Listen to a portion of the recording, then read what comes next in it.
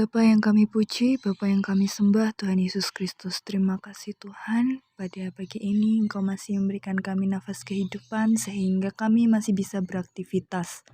Dan pagi ini kami akan mendengarkan sebagian dari firman-Mu, Engkau yang memberkati. Dan kiranya firman ini dapat menjadi pedoman buat kehidupan kami.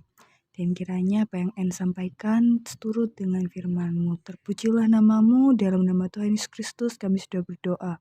Haleluya, amin. Shalom teman-teman semuanya. Untuk mengawali renungan kita pada pagi hari ini, mari kita baca pada Roma 15 ayat 13. Semoga Allah, sumber pengharapan, memenuhi kamu dengan segala sukacita dan damai sejahtera dalam iman kamu, supaya oleh kekuatan Roh Kudus kamu berlimpah-limpah dalam pengharapan. Dalam renungan pagi ini kita akan membahas 3 pertanyaan mengenai pengharapan di dalam Kristus. Pertanyaan yang pertama, apa yang dimaksud dengan pengharapan di dalam Kristus? Pengharapan di dalam Kristus berarti berharap atau menantikan dengan keyakinan akan sesuatu atau peristiwa yang baik di masa depan. Dan pertanyaan yang kedua, mengapa sih kita harus berpengharapan di dalam Kristus? Dan bolehkah kita berharap pada yang lain atau contohnya berharap pada manusia? Tentu saja jawaban atas pertanyaan mengapa kita harus berpengharapan di dalam Kristus itu sudah terjawab di thumbnail ini ya guys. Nah itu dimana agar kita mendapat sebuah kepastian. Kan jika kita berharap pada manusia, mungkin beberapa dari kita itu kayak pernah atau ya sepertinya semuanya pasti pernah menaruh ekspektasi tertentu pada seseorang gitu ya. Dan tidak jarang juga kita dikecewakan oleh mereka. Sebenarnya bukan mereka yang mengecewakan kita, tapi ekspektasi kita terhadap mereka yang mengecewakan kan. Dan ya itu tadi, jika kita berharap atau menaruh pengharapan pada manusia, itu tidak memberikan kepastian buat kita, karena bisa jadi mereka sesuai dengan apa yang kita harapkan, bisa juga tidak sesuai dengan apa yang kita harapkan. Nah, namun dalam 1 Petrus 1 ayat 13 mengatakan, Sebab itu, siapkanlah akal budimu, waspadalah dan letakkanlah pengharapanmu seluruhnya atas kasih karunia yang dianugerahkan kepadamu pada waktu penyertaan Yesus Kristus.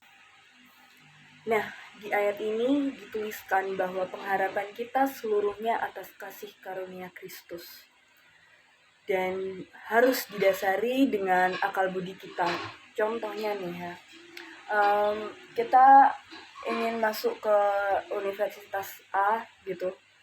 Kita menaruh pengharapan di dalam Kristus lewat ucapan kita gitu, kayak Tuhan, aku berdoa, aku berharap Engkau masukkan aku di universitas ini gitu. Tapi selama yang kita lakukan itu gak pernah belajar, kita gak pernah usaha, kita gak pernah memberikan yang terbaik atau melakukan goals kecil untuk mencapai apa yang kita harapkan ini, tentu saja itu bukan pengharapan yang didasari dengan akal sehat, karena itu tidak sesuai dengan gak realistis lah. Jadi gimana sih cara kita menaruh pengharapan di dalam Kristus? Mari kita baca pada Roma 12 ayat 12.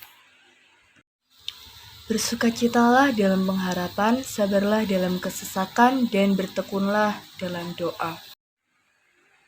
Jadi langkah pertama yang harus kita lakukan adalah berpengharapan disertai dengan sukacita dan bukan rasa gelisah. Kita seringkali menaruh ekspektasi ingin seperti ini, ingin seperti itu, terus juga berharap akan suatu hal, tapi kita tidak punya keyakinan gitu, kita nggak optimis.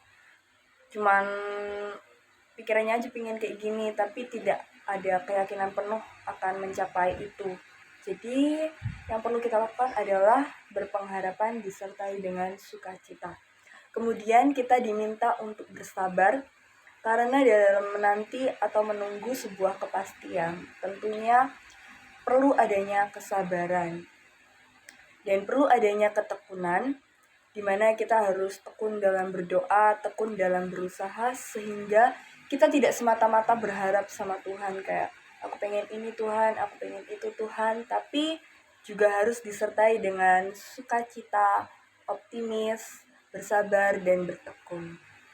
Itu aja renungan singkat kita pada pagi hari ini, kiranya memberkati kita semua, sehingga kita dapat sama-sama berpengharapan di dalam Kristus yang menghasilkan sebuah kepastian untuk kita dan masa depan kita.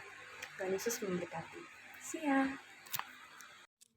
Bapa dalam surga, kembali kami mengucap syukur atas segala kasih kebaikan-Mu, sehingga pagi ini kami bisa mendengarkan renungan dan sebentar lagi kami akan bersiap untuk melanjutkan segala aktivitas kami.